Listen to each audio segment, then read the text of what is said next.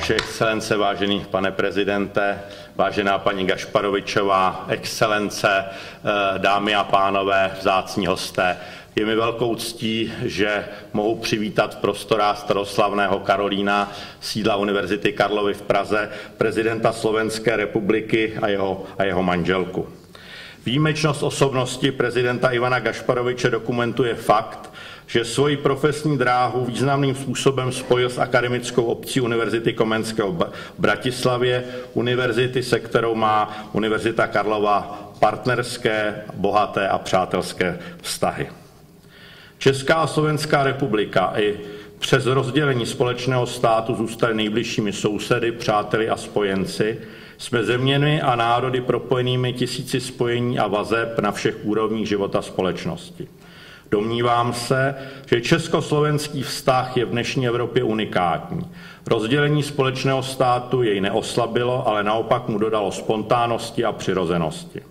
Tento vztah není omezen pouze na určité části politického spektra našich zemí, ale jde politickým spektrem napříč, netýká se pouze hlav států, vládních či parlamentních představitelů, ale také školství, hospodářství, kultury, sportu a v nemenší míře se týká hlavně tisíců obyčejných mezilidských vztahů.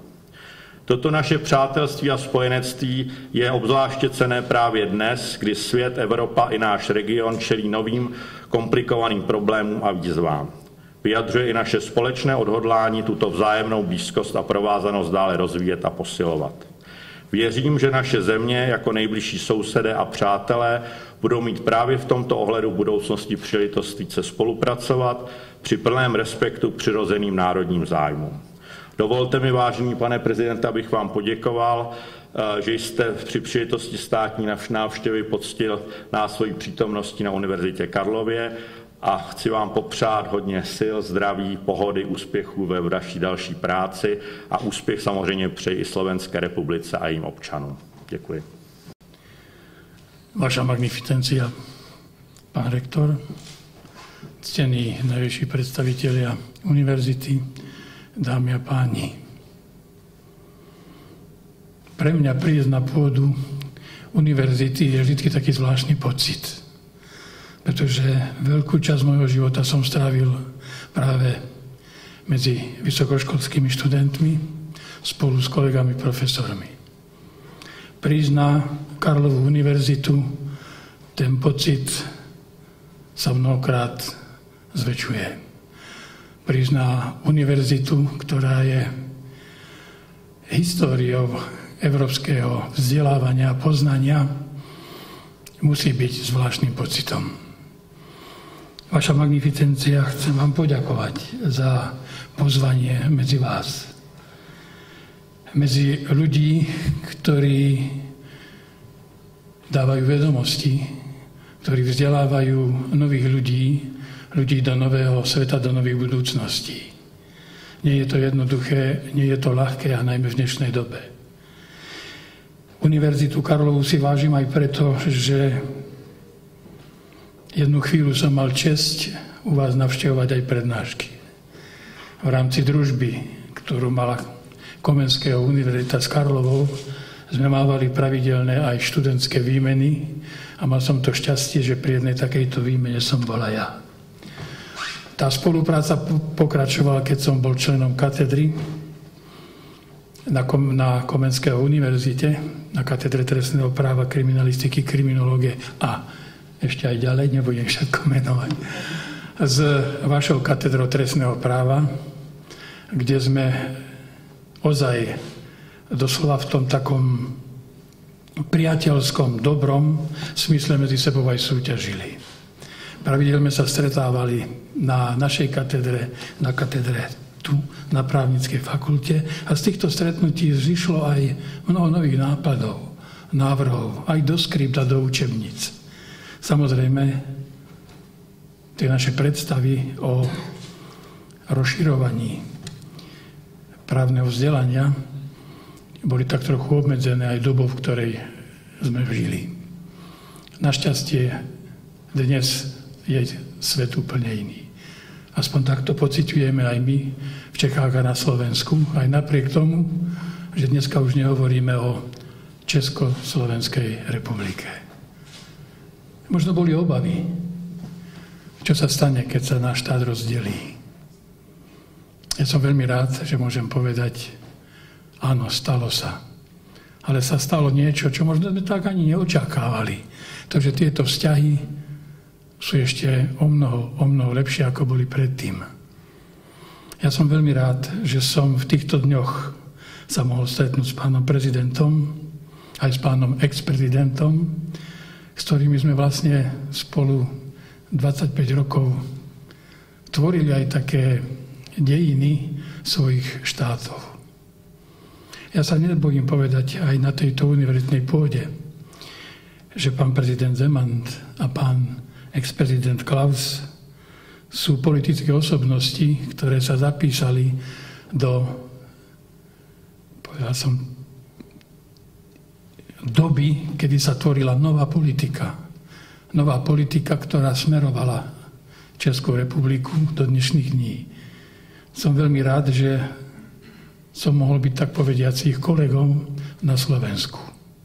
Tiež 25 rokov v politike, kde sme vytvárali nové predpoklady budúcnosti Slovenska.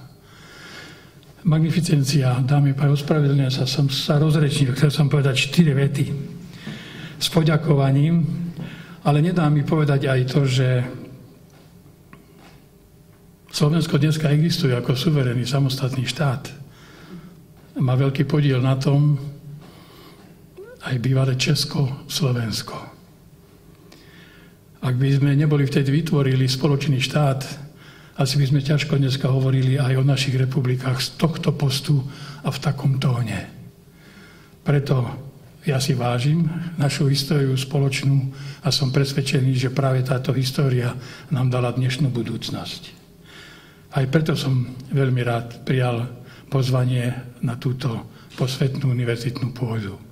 Ale nedám, aby som sa tak trochu nepochválil, aby som nebol len ja, že sme na tom Slovensku niečo nemali, čo vy. Na Slovensku sme mali takisto Akadémiu Istropolitána, ktorá je veľmi stará. Aj keď v rámci Uhorska, ako to často bolo potom v histórii minulej, nám Uhorskú univerzitu v Bratislave dlho nenechalo a prenieslo ju do Budapešti. Ale máme aj najstaršiu vysokú školu na svete univerzitu, a to je Univerzitu Banskú v Banskej Štiavnici, ktorá je ozaj najstaršia na svete. Aj tu nám počasie zobrali do Maďarska, ale som rád, že tá história je predsa len naša. Naša Slovenská, z tejto univerzity vychádzali vzdelaní Slováci. A už keď som sa tak chválil, tak to vzdelanie, ktoré dávate, nie len vám, českým študentom, ale z celej Európy, z celého sveta, som rád, že sa na tom podielajú aj študenti zo Slovenska. Podľa informácií, ktoré mám, je ich asi 22 000 a som veľmi rád, že tu v Čechách môžu sa zúčastňovať prednášok a po prednáškach pri skúškach môžu hovoriť svojím rodným jazykom. Takisto je to ale aj u študentov z Čech na Slovensku. A že kúsok tej histórie tvoria takíto študenti, to je veľmi pekné, ale tú históriu Slováci tvorili aj dávno dozadu, do dejín. A som hrdý, že aj Jesenius bol Slovákom. Aj keď na Staromestskom námestí to nebolo až také pekné, ale to je história.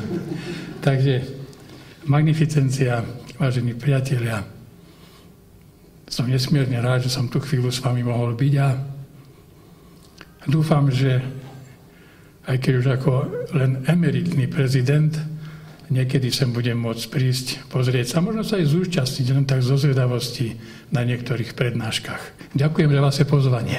Univerzita Karlova v Praze, jedna z nejstarších vysokých škol v Evropě, věrna svým historickým tradicím projevu úctu a uznání těm, kteří se vynikajícím způsobem zasloužili o vzdělanost a dobroveškerenstva.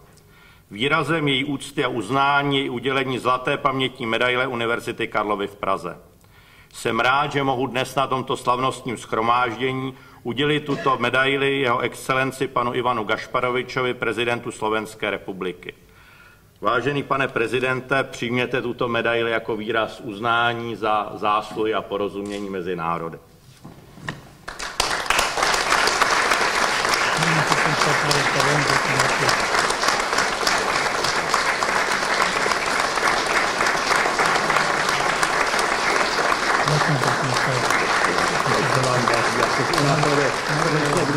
Ďakujem.